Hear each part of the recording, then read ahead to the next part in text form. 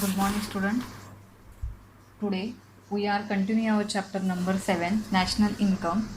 In this video lecture, we are study about the methods of measurement of national income, output method, income method, and expenditure method.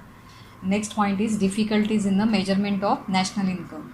We have already completed meaning and definition of national income, features of national income, circular flow of national income, and different concepts of national income. First we will see what is a national income. First point is the methods of measurement of national income. First, before the starting this point, methods of measurement of national income, we will see what is the meaning of national income. What is we are study about the definition of national income given by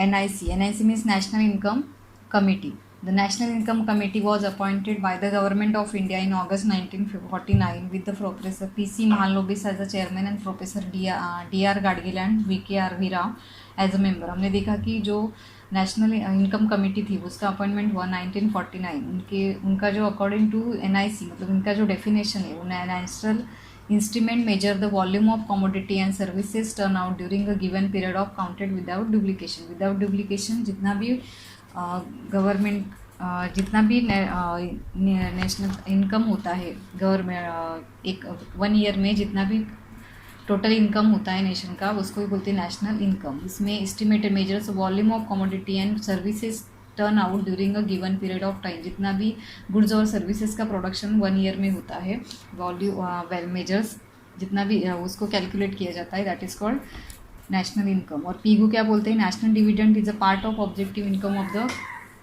community include the force income derive for the abroad which can be measured in the money. मतलब nation जो dividend है national income means also जो goods और services का 1 year में production होता है वो भी प्लस इसमें जो अब्रॉड से जो भी हमको इनकम जनरेट होता है वो भी इसमें एडप्ट किया जाता है that is called national income. तो दिस इज द अभी ये जो नेशनल इनकम है ये नेशनल इनकम का हमको क्या देखना है इसके मेजरमेंट. ऐसा जो नेशनल इनकम है उसको मेजर कैसे करना है तो फर्स्ट हमने देखा था 3 मेथड से इसके output method, income method and expenditure method. Output method में जो प्रोडक्शन होता है इज अ इन्वेंटरी मेथड भी इसको कहा जाता है. तो approach national income is a output method मतलब जितना आउटपुट होता है उससे क्या करते हैं नेशनल इनकम काउंट किया जाता है या कैलकुलेट किया जाता है. इसमें 2 टाइप हमने देखे थे, final goods approach and second था value added approach. In this अभी next point is income method. अभी इनकम मेथड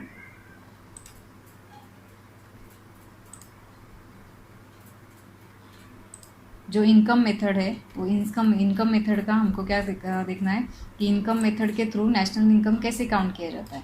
तो income method this method is a measuring of national income is also known as a factor cost method. मतलब ये जो method है उसको दूसरा नाम क्या है? Factor cost method. This method estimate national income from the distribution side. ये जो मेथड है इसको डिस्ट्रीब्यूशन साइड मतलब जो डिस्ट्रीब्यूशन है उसके थ्रू क्या करते हैं नेशनल इनकम काउंट किया जाता है. According to this method the income payments received by the all citizen of country in the particular year are add up.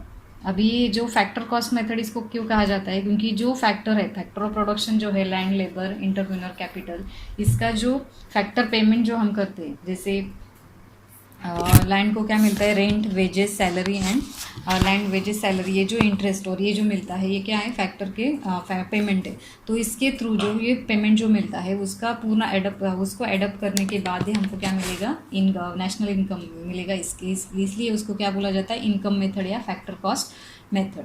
So according to this method are income payments are received by the citizens. अभी जो citizens है वो जो citizens है citizens को कहाँ से income मिलेगा? All factor of production. जो फैक्टर प्रोडक्शन जो है वो रेंट, वेजेस, इंटरेस्ट, प्रॉफिट के इसके थ्रू क्या मिलता है? उनको इनकम मिलता है. इसको ही अडप्ट करने के बाद नेशनल इनकम काउंट करते हैं. So this is called the national income और factor cost method. All added together but income received form of the transfer payment are ignore. जो ट्रांसफर पेमेंट है वो ट्रांसफर पेमेंट को क्या करते हैं यहाँ पे? इग्नोर करते हैं. ट्रांसफर पेमेंट में स्कॉलरशिप, गिफ्ट, ग्रांट्स, डोनेशन इसको क्या किया जाता है यहाँ पे?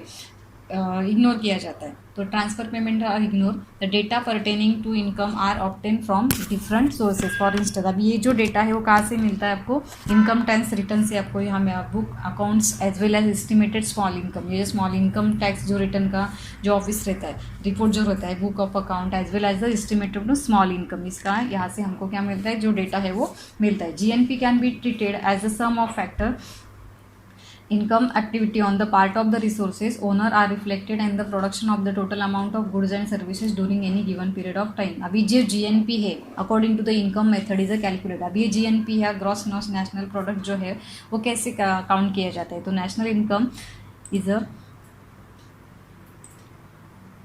इनपुट मेथड में जो input method calculated as follow, मतलब इनपुट मेथड से जो नेशनल इनकम काउंट किया जाता है वो कैसे काउंट किया जाता है, तो national income is equal to rent plus wages plus interest plus profit plus mix income plus net income from abroad. जो एब्रॉड से जो भी इनकम आपको मिलता है ये भी इसमें क्या किया जाता है, मतलब यहाँ पे एडप्ट किया जाता है। मतलब जितना जहाँ से भी इनकम मिलता है वो इस सब इनकम यहाँ पे एडप्ट करके जो नेशनल इनकम है वो इनपुट मेथड से हम क्या करते, इनपुट मेथड नहीं सॉरी इनकम मेथड, तो ये इनकम मेथड से हम क्या करते, नेशनल इनकम निकालते।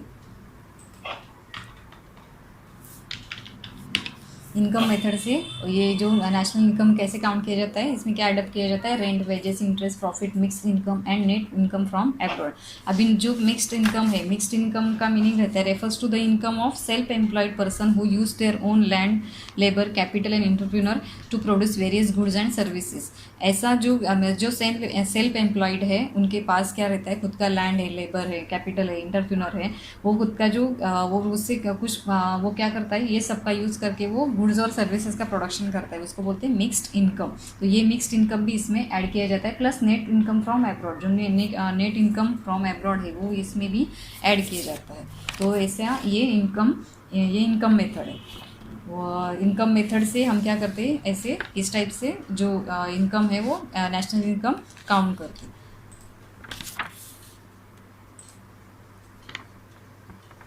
नेक्स्ट पॉइंट इज इसमें प्रिकॉशन क्या लिया जाएगा, तो प्रिकॉशंस हम देखेंगे। नेशनल इनकम काउंट करते जो इनपुट मेथड है वो इनपुट मेथड से हमको जो प्रिकॉशन लेना पड़ेगा, तो प्रिकॉशन हमको क्या लेना है इसमें वो देखेंगे।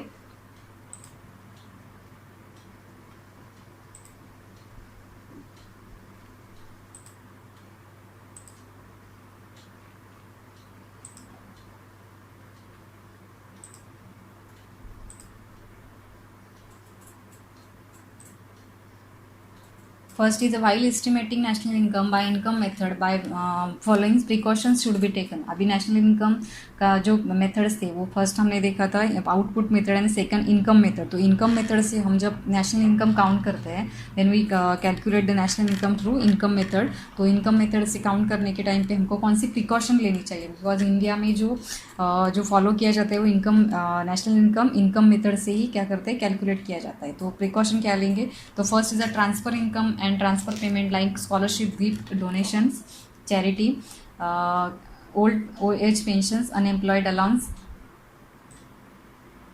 Should be ignored. ये क्या करना है, इग्नोर करना है। ट्रांसफर पेमेंट है, स्कॉलरशिप है, गिफ्ट है, डोनेशन है, चैरिटी है, ओल्ड एज पेंशन है, अनएम्प्लॉयमेंट अलाउंस है और शुड बी इग्नोर। ये ट्रांसफर पेमेंट को क्या करना है, डोनेशन देना है आपको, किसका जो स्टूडेंट्स को स्कॉलरशिप दी जाती है, गिफ्ट्स दिया जाता है पैसों की फॉर्म में, डोनेशंस करते हैं या चैरिटी दिया जाता है। उसके बाद ओल्ड एज पेंशन जो पेंशन का स्कीम है, उसके बाद अनएम्प्लॉयड अलाउंस जो जिनको जॉब नहीं है, जिनको उनके पास जॉब अवेलेबल नहीं है, तो ऐसे लोगों को क्या गवर्नमेंट क्या करता है, कुछ अलाउंस देता है हर महीने में।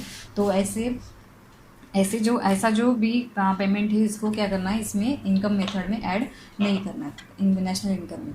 All unpaid services like service of the housewife teachers teaching her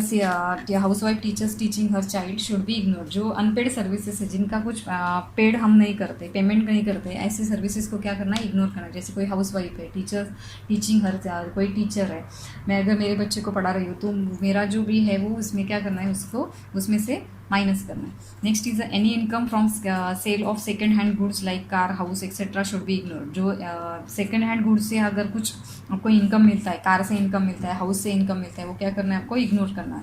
next is income from sale of shares and bonds be ignore. जो शेयर्स है, बॉन्ड्स है, उसमें क्या करना है इग्नोर करना है, as they do not add anything to real national income. ये रियल नेशनल इनकम में ऐड नहीं करना है, कुछ ऐड नहीं होता है इससे. Next is a income from sale of shares and bonds should be ignored. Sorry, revenue received by the government through direct tax should be ignored as they only a transfer of income. जो revenue received by government through direct tax से जो भी revenue collect होता है उसको भी क्या करना है हमको, उसको भी माइनस उसमें ऐड नहीं करना है. Next is undistributed profit of companies, income from government properties and profit from public enterprises such as water supply should be included.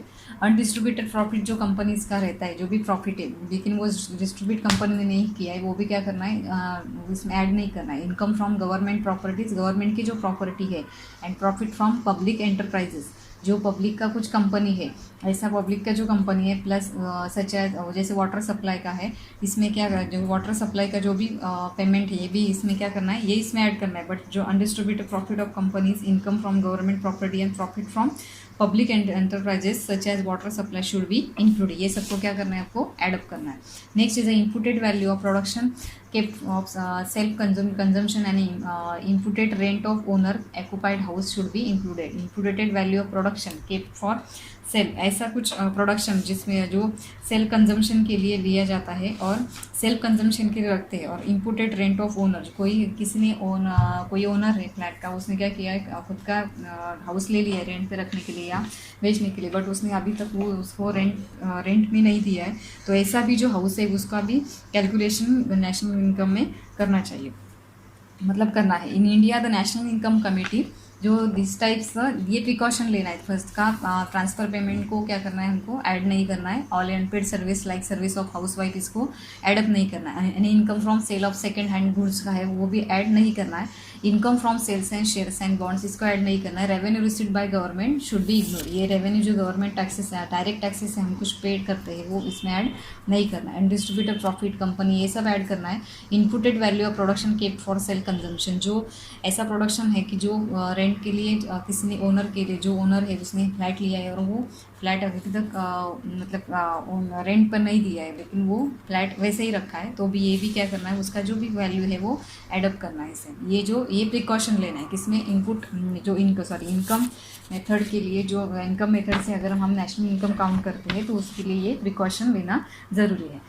तो in India the national income committee of central statistical organisation uses the income method for adding up the income arising from trade, transport, professional and liberal arts, public administration and the domestic services.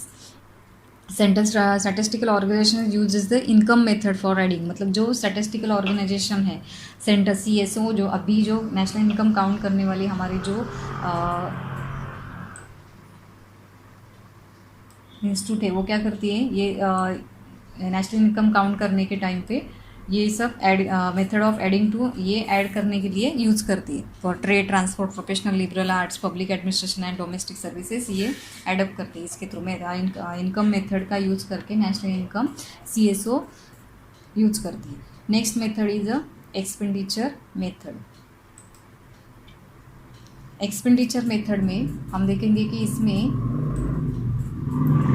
Expenditure method जो अभी third जो method है वो expenditure method. अभी expenditure method में जो कुछ add up करते हैं तो वो क्या एडअप करते हैं, expenditure method gross national product is found by adding up. जैसे हमने देखा कि इनकम मेथड में जितना भी फैक्टर ऑफ प्रोडक्शन के थ्रू जितना भी इनकम आता है वो सब एडअप किया जाता है इनकम में. और एक्सपेंडिचर मेथड में जो एक्सपेंसेस करते हैं वो एक्सपेंस मेथड, वो एक्सपेंस क्या है, expenditure method gross national product is found by adding up. क्या करना है, national income C + I + G + X - M, export minus import plus receipt from abroad, payment receipt from abroad, ये जो है वो ये एक्सपेंडिचर मेथड में आता है. तो first is a private final consumption expenditure, gross domestic private consumption investment, government final consumption and investment expenditure, net foreign investment, net export and net receipt. ये क्या है, एक्सपेंडिचर मेथड के ग्रॉस नेशनल प्रोडक्ट एडिंग करने के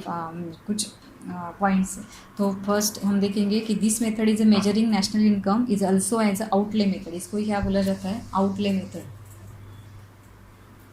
जैसे हमने income method को कौन सा, इनकम मेथड को दूसरा नाम क्या है, फैक्टर कॉस्ट मेथड। और ये जो एक्सपेंडिचर मेथड है वो expenditure method is a very important for board exam.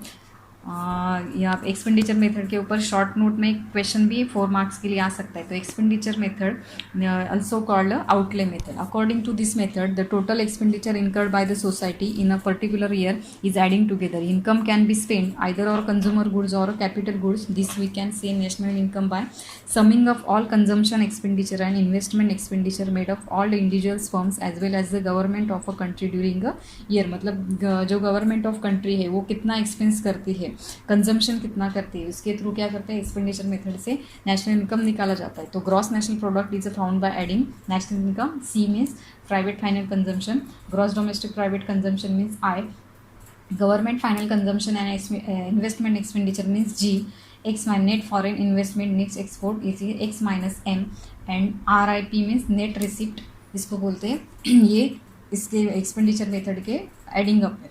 तो first point is private final consumptions.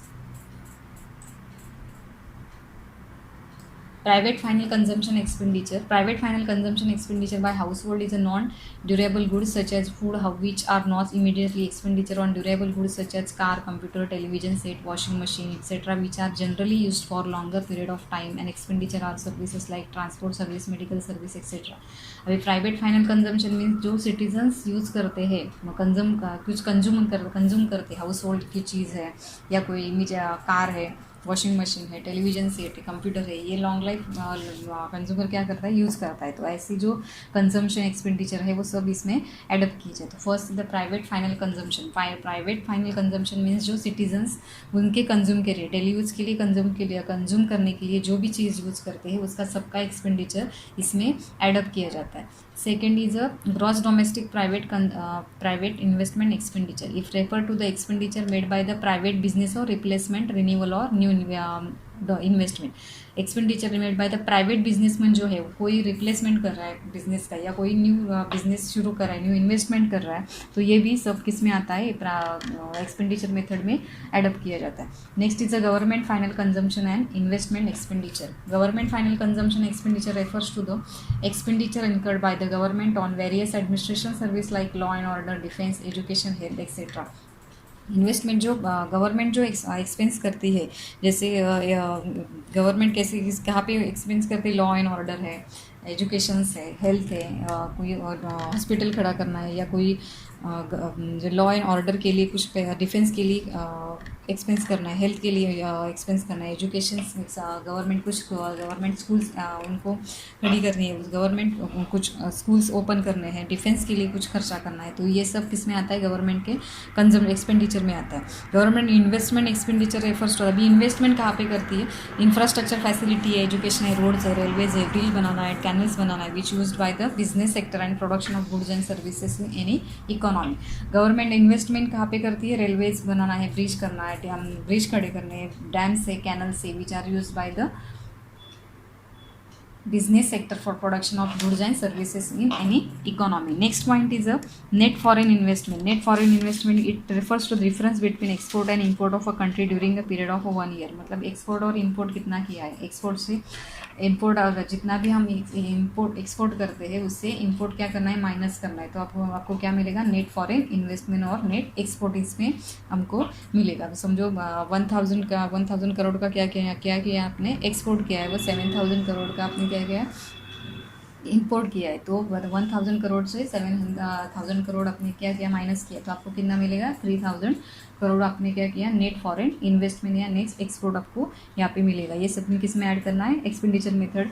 जब हम एक्सपेंडिचर मेथड से हम क्या करते हैं, नेशनल इनकम निकालते हैं, तो वो सब इसमें एडप्ट किया जाता है। Next point is a net receipt. The difference between expenditure incurred by the foreign और domestic goods and services are expenditure abroad by resident और फॉरेन गुड्स और सर्विसेज। डिफरेंस किसके बीच का, तो between expenditure incurred by the foreigner और domestic goods and services, जो foreigners incurred by the foreigners और domestic goods and services expenditure करता है फॉरेनर्स, उसमें से हमको क्या करना है, हम जो बाहर के कंट्रीज़ में जाके जो खर्चा करते हैं अब्रॉड बाय रेसिडेंट और फॉरेन गुड्स एंड सर्विसेज में क्या करना है, difference between incurred foreigners on domestic good, जो बाहर से कोई फॉरेनर आता है और हमारे यहाँ पे क्या करता है, कुछ एक्सपेंस करता है, तो डोमेस्टिक गुड्स पे क्या करता है, खर्चा करता है। मतलब बाहर से हमको जो रिसिप्ट मिलता है और हम बाहर जाके कुछ बाहर अगर अमेरिका में जाके हमने कुछ गुड्स और सर्विसेज का यूज़ किया है, तो हम क्या करते हैं, बाहर के कंट्रीज़ को पेमेंट करते हैं, मीन्स क्या करते हैं,